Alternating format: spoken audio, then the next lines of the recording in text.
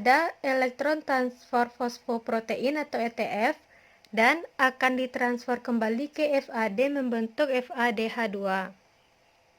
Sedangkan pada ETF, dengan bantuan enzim ubiquinon oksidoreduktase akan terjadi proses reduksi FeS3+ menjadi FeS2+, dan kemudian diteruskan ke Ki menjadi KiH2. Selanjutnya yaitu tahap hidrasi antara ikatan ganda C2 dan C3. Terjadi proses di mana trans 2-enoil-CoA akan dihidrasi dengan masuknya H2O dan dibantu oleh enzim 2-enoil-CoA hidratase. Pada tahap ini akan menghasilkan L3-hidroksiasil-CoA, di mana H+ dari H2O akan masuk kepada C-alfa dan OH- dari H2O akan masuk kepada C-beta. Gugus hidroksil pada atom C ketiga ini akan berubah menjadi gugus keto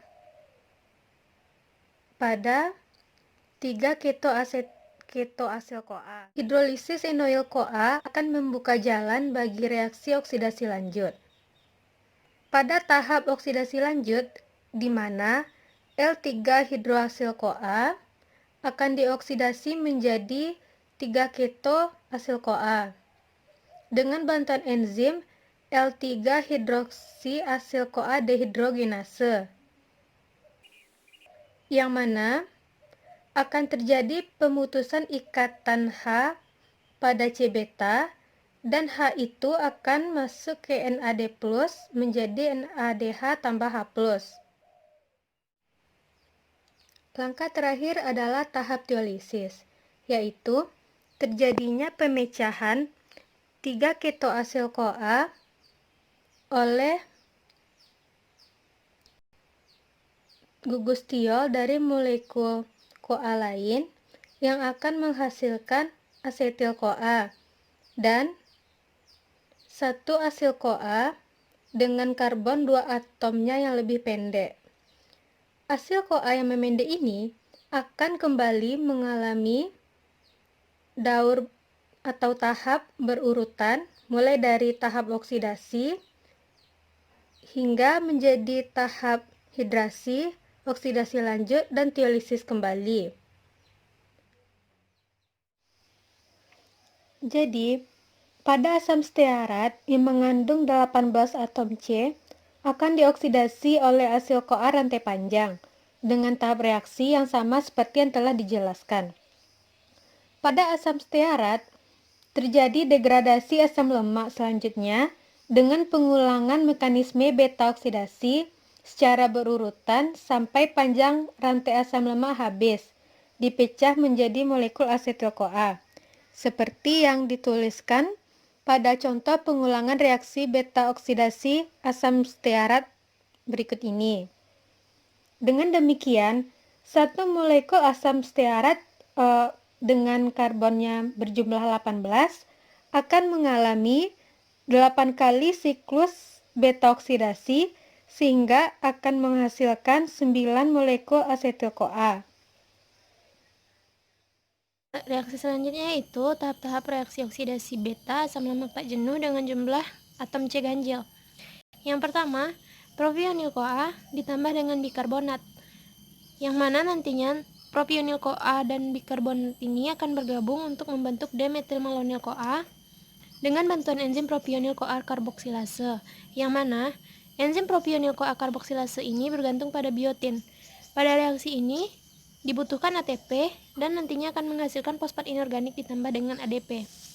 Kemudian, D-metilmalonil-CoA dikonversi menjadi L-metilmalonil-CoA, yang mana nantinya dibutuhkan enzim metilmalonil-CoA rasemase untuk mengubah D-metilmalonil-CoA menjadi L-metilmalonil-CoA. Kemudian L-metilmalonil-CoA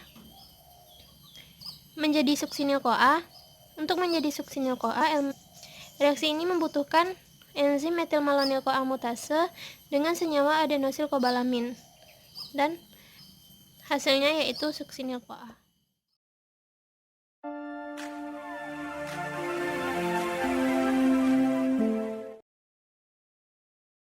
Selanjutnya adalah asam lemak tak jenuh dengan jumlah atom C genap.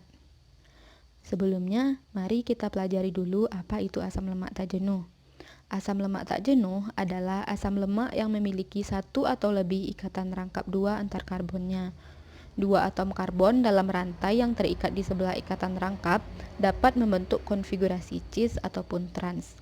Dalam hampir semua asam lemak tak jenuh alami memiliki ikatan rangkap sebanyak N atom karbon, yang semuanya berikatan cis. Atom karbon rangkap 2 yang berikatan trans biasanya terdapat pada asam lemak tak jenuh sintesis. Contoh asam lemak tak jenuh diantaranya adalah asam miristoleat, asam palmitoleat, asam oleat, asam linoleat, asam linolenat, asam arakidonat, dan lainnya. Seperti yang sudah dijelaskan sebelumnya, bahwa reaksi beta oksidasi adalah proses metabolisme di mana asam lemak dipecah dalam mitokondria atau peroksisom untuk menghasilkan asetil-CoA. Demikian juga dengan asam lemak tak jenuh, juga melewati proses beta oksidasi untuk menghasilkan asetil-CoA. Oksidasi asam lemak tak jenuh memiliki reaksi yang sama dengan asam lemak jenuh. Hanya saja, pada reaksi beta oksidasi asam lemak tak jenuh ini memerlukan bantuan dua enzim, yaitu enoyl-CoA isomerase dan 2,4-dienoyl-CoA reduktase.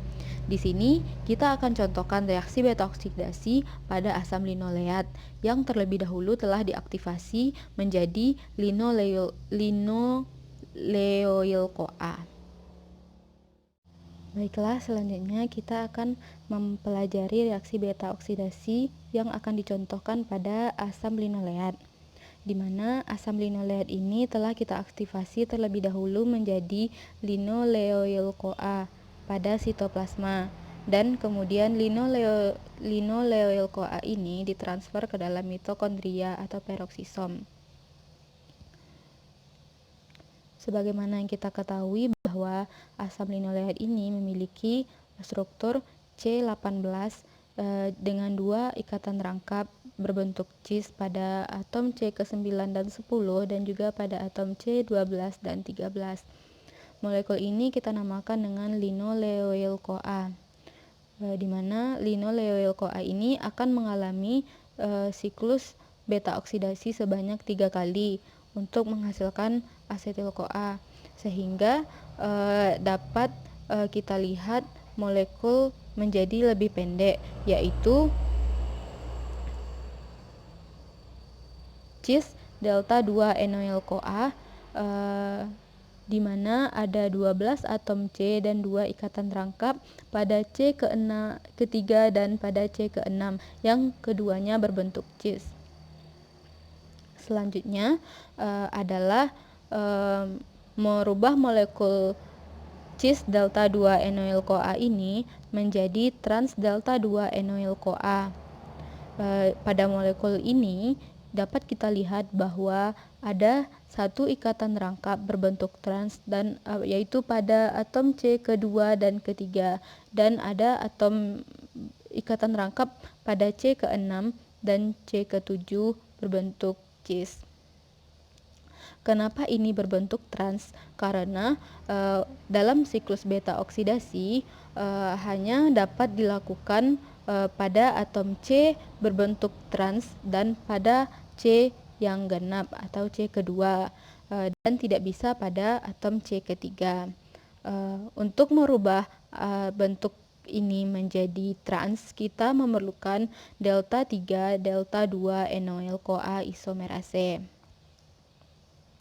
Ketika molekul ini telah terbentuk, maka akan mengalami satu kali siklus beta oksidasi yang menghasilkan cis delta 4 enoyl-CoA, di mana ada satu ikatan rangkap yaitu pada C ke-4 dan C ke-5, di mana pada molekul ini ada 10 karbon C dan 10 karbon dan cis delta 4, yaitu pada C keempat.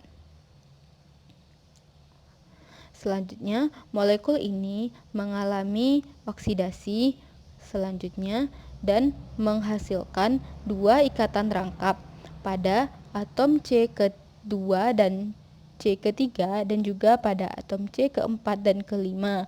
Molekul ini kita namakan dengan 2,4 dienoyl-CoA intermediate, di mana pada atom C kedua dan ketiga terdapat ikatan rangkap berbentuk trans, dan pada C keempat dan kelima terbentuk ikatan rangkap berbentuk cis.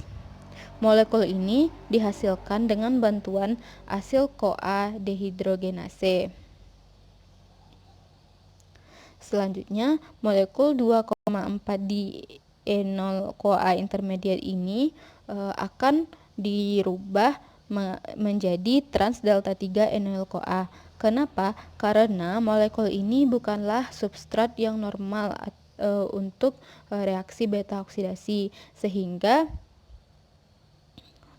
perlu dirubah dulu menjadi trans delta 3 enoyl-CoA dengan bantuan 2,4 dienoyl-CoA reduktase, di mana 2,4 dienoyl-CoA reduktase ini bekerja dengan merubah NADP+ menjadi NADPH. Ketika telah terbentuk molekul trans delta 3 enoyl-CoA yang memiliki satu ikatan rangkap cis pada C ketiga dan C keempat, selanjutnya kita akan merubah lagi bentuk ini menjadi bentuk yang lebih pendek, yaitu dengan satu ikatan rangkap pada C kedua dan ketiga.